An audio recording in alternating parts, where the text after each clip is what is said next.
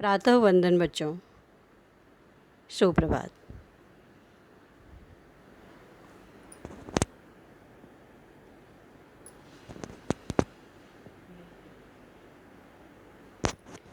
अभी बच्चों हम कवि परिहार आप देख रहे हैं, कवि विकास परिहार जी, इनके द्वारा लिखित काव्य मन आज हम अध्ययन करेंगे। उसके पहले बच्चों हम थोड़ा कवि परिहार जी के बारे में जानकारी ले लेते हैं। विकास परिहार का जन्म सन 1983 ईस्वी में मध्य प्रदेश में हुआ। उन्होंने सर्वप्रथम भारतीय वायुसेना में नौकरी की, तत्पश्चात पत्रकारिता तथा रेडियो में भी जुड़े रहे, परंतु उनकी रुचि साहित्य में अधिक है। अब चलिए बच्चों, आज हम विकास परिहार द्वारा रचित काव्य मन का अध्ययन करेंगे। कविता मन बच्चों यह कुछ अलग प्रकार की कविता है। अभी आज तक जो आप पढ़ते आए हैं उससे यह अलग है। यह एक जापानी लोकप्रिय हाइकू है। इसकी विधा हाइकू है। हाइकू संसार की सबसे छोटी कविता है बच्चों। हाइकू में मात्र 17 वर्ण ही होते हैं। प्रथम पंक्ति में 5 वर्ण, द्वितीय पंक्ति में 7 और तृतीय पंक्ति में 5, टोटल 17 वर्ण होते हैं और मात्र 3 लाइन की कविता होती है। चलिए बच्चों, अभी देखते हैं। पहला,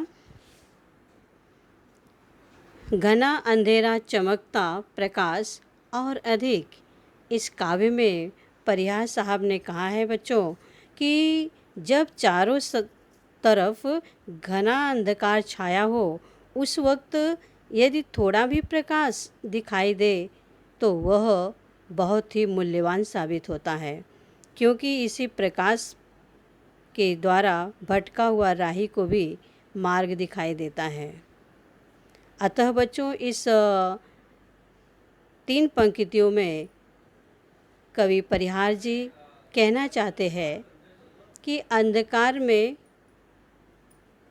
प्रकाश की असली महत्व समझ में आता है। यदि अंधकार के बाद प्रकाश दिखाई देता है तो हमें प्रकाश का महत्व अधिक पता चलता है। ठीक उसी प्रकार बच्चों, जीवन में यदि दुख के बाद सुख आता है तो सुख का आनंद कुछ निराला ही होता है। इस हाइकू में बच्चों अंधेरा दुख का प्रतीक है और प्रकाश सुख का प्रतीक है। ठीक है बच्चों, अंधकार और प्रकाश यह विरोधी शब्द इस हाइकू में आए हुए हैं। अभी बच्चों हम लोग दूसरा हाइकू देखते हैं। करते जाओ पाने की मत सोचो जीवन सारा। इसमें परिहार साहब कहते हैं कि हमें अपने कर्म पर ध्यान देना चाहिए, फल तो अपने आप ही मिल जाएगा। यदि हम कर्म के बारे में सोचते रहेंगे तो ही हमें फल अपने आप मिल जाएगा। कर्म पथ पर हमें आगे बढ़ते रहना चाहिए। फल के बारे में बिल्कुल नहीं सोचना चाहिए, क्योंकि कर्म के आधार पर तो फल मिलता ही है ना। अतः बच्चों, फल प्राप्त करने के विषय में न सोचकर हमें कर्म के बारे में सोचना चाहिए और कर्म पथ के मार्ग पर आगे बढ़ते रहना चाहिए। अब बच्चों हम लोग देखते हैं तीसरा हाइकू। जीवन नैया मझधार में डोले संभाले कौन। यहाँ पर कवि परिहार जी कहते हैं, यहाँ पे उन्होंने जीवन नैया, नैया अर्थात नाव, मझधार अर्थात प्रवाह की धारा, और वो भी बीच में। जीवन नैया मझधार में डोले संभाले कौन।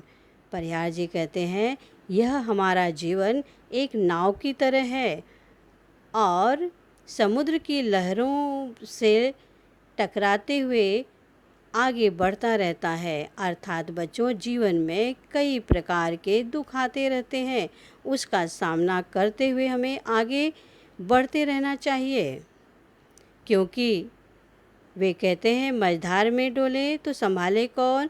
अर्थात बच्चों, हमें अपनी सहायता खुद करनी चाहिए। ऐसे समय में हमें कोई मदद नहीं कर सकता है। कवि ने यहाँ यह संदेश देना चाहा है कि व्यक्ति के सत्कर्म ही विपरीत परिस्थितियों में ही उसकी सहायता करते हैं।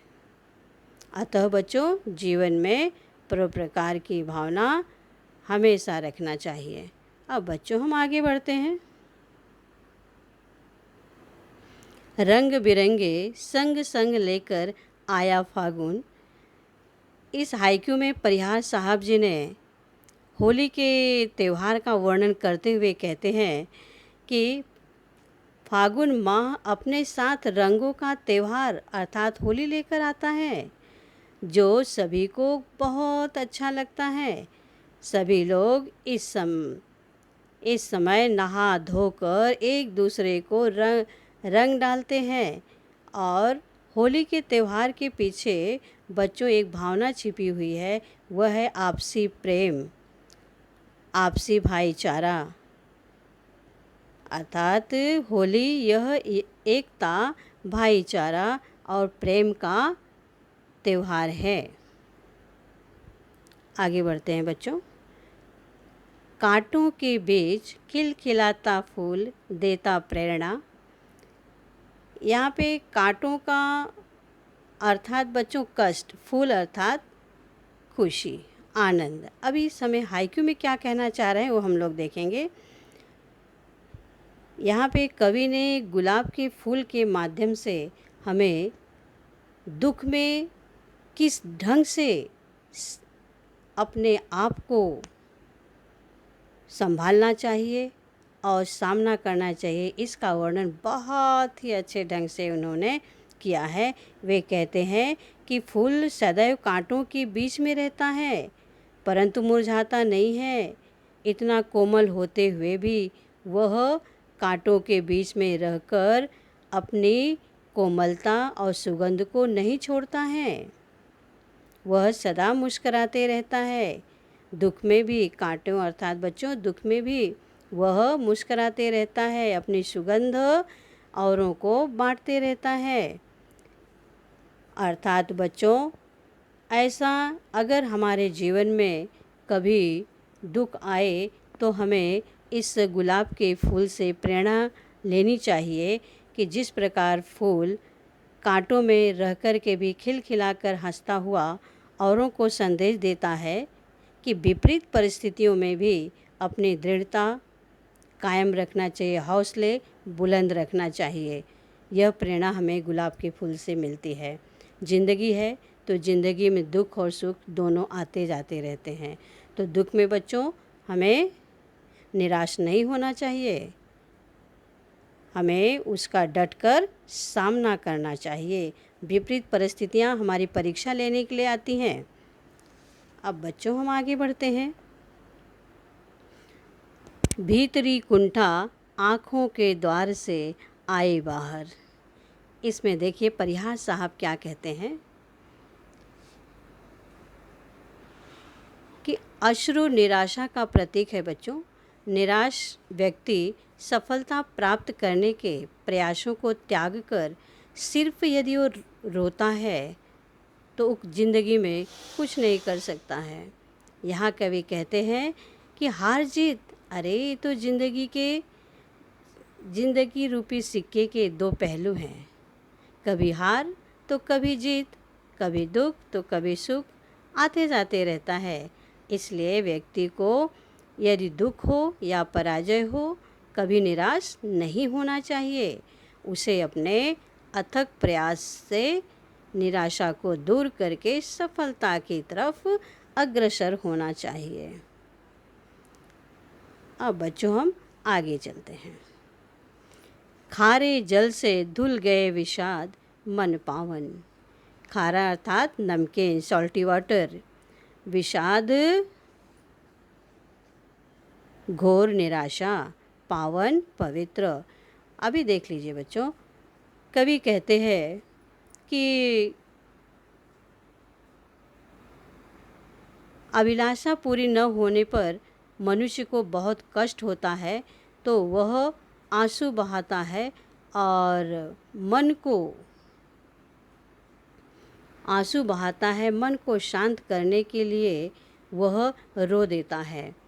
जब रो देता है, दुखी हो जाता है, तो उसका रोने से उसका मन पवित्र हो जाता है।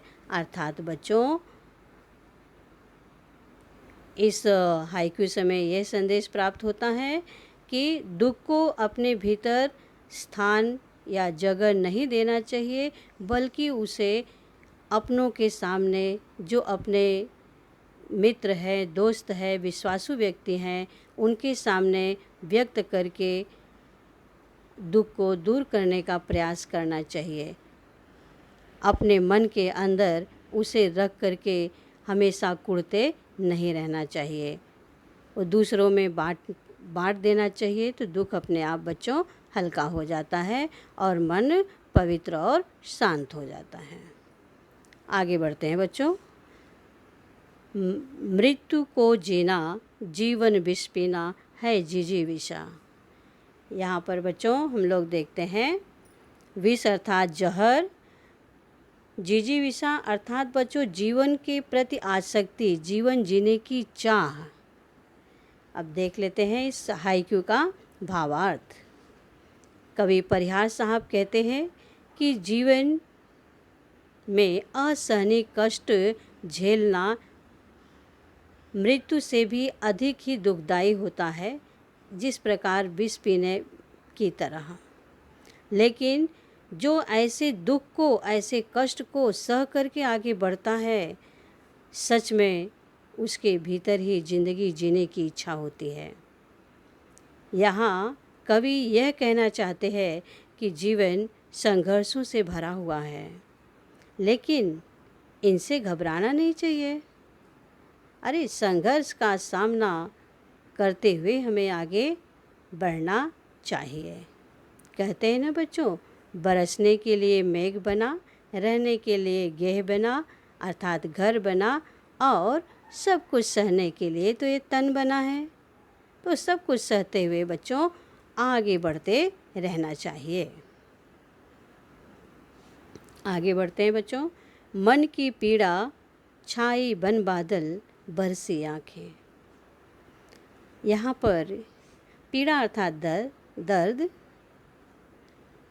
कवि कहते हैं कि मन में जो पीड़ा है, सच में वह बादल बनकर आँखों में छा गई है और आँखों से अश्रुओं की जल की वर्षा होने लगती है। अर्थात मनुष्य जब बहुत दुखी हो जाता है तो उसके आँखों में वो दर्द का बादल छा जाता है और अश्रु के रूप में वर्षा होने लगती है, अर्थात वो रोने लगता है।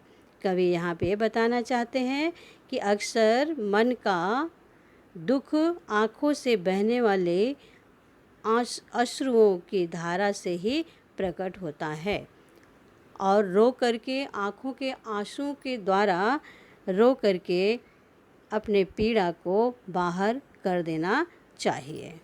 अब बच्चों आगे देखते हैं। चलती साथ पटरियाँ रेल की फिर भी मौन। वाह!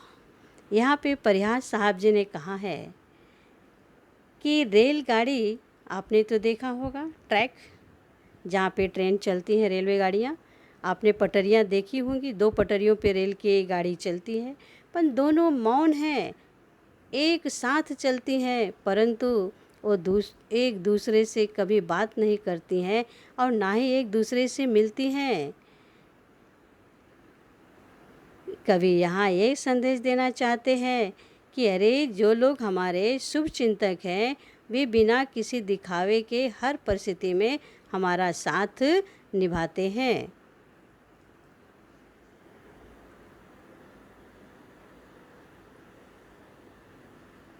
अब बच्चों हम आगे बढ़ते हैं। सितारे छिपे बादलों की ओट में, सूना आकाश। ओट अर्थात बच्चों आड़, या पीछे, सुना एकांत। अभी देख लीजिए भावार्थ। कवि यहाँ कहना चाहते हैं कि आकाश की शोभा तो तारों सितारों से होता है, चाँद से होता है, परंतु बच्चों यदि सारे सितारे यदि बादलों के पीछे छुप जाए ना, तो आकाश एकदम सूना सूना दिखाई देने लगता है, क्योंकि आकाश की सुंदरता तो तारों से सितारों से ही है। उसकी सुंदरता बिना सितारों के समाप्त हो जाती है। यहाँ कवि ये संदेश देना चाहते हैं कि कुछ लोग ऐसे भी होते हैं जो अपने कर्मों से समाज में एक प्रतिष्ठित व्यक्ति बन जाते हैं। अतः हमें अपने सत्कर्मों से समाज का एक प्रतिष्ठित, एक माना जाना व्यक्ति बनने का प्रयास करना चाहिए। एक सामाजिक व्यक्ति बनना चाहिए, परोपकारी बनना चाहिए। अब आगे बढ़ते हैं बच्चों। तुमने दिए जिन गीतों को स्वर हुए अमर। कवि इस हाइक्यू में कहते हैं कि जिन गीतों को तुमने अपना स्वर दिया वे सचमुच अमर हो गए, अर्थात वे बरसों तक गुनगुनाए जाएंगे। लोग अमर गीत को सदैव गुनगुनाते रहेंगे। यहाँ कवि ये संदेश देते हैं कि इस संसार में हमारे द्वारा किए गए कर्म ही अंत में याद किए जाएंगे, बाकी तो सब यहीं छूट जाता है, सब भूल जाते हैं। केवल मात्र हमारा कर्म हमारे जाने के बाद भी संसार में लोग याद करते रहते हैं। अतः बच्चों हमें सत्कर्म, अच्छे कर्म ही करने चाहिए, ताकि हमारे जाने के बाद भी वे सदा के लिए अमर हो जाएं। अब बच्चों हम लोग अंतिम हाइक्यू देखेंगे। सागर में भी रहकर मछली प्यासी ही रही। देखिए बच्चों, ये तो कितनी बड़ी विडंबना है कि सारा समुद्र मेरे पास है, बस एक बूंद मेरी प्यास है।